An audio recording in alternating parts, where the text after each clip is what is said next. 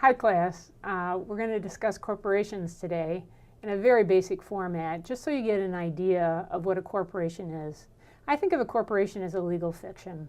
It's something that we came up with in order to allow for people to start businesses but not be liable if in fact the business is crashed.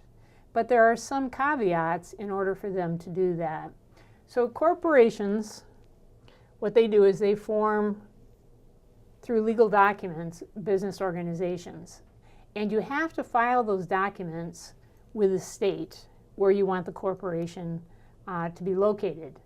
And then in order to do that, you have to file something called Articles of Incorporation. And in the Articles of Incorporation, I've put some of those up on Bluescape for you, but are just real basic things. They're kind of like the Constitution of the corporation. And it's just the name, the purpose, the location. Got purpose here twice, of the corporation, founding persons of the corporation. And you also have to have a name, obviously, that is different from the name of every other corporation. So it's not that difficult to do.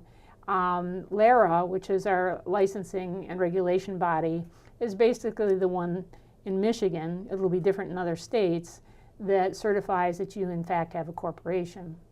The bylaws also typically corporations have, and the bylaws are a little bit different from the Articles of Incorporation. They have the members, they have the officers, how they're elected.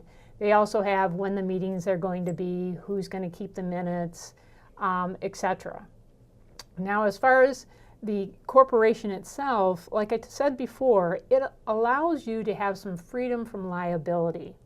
But you have to be very careful because of the fact that if in fact you set up a corporation, it has to be sufficiently funded, there has to be no self-dealing, and there can't be any conflicts of interest. Let me give you an example.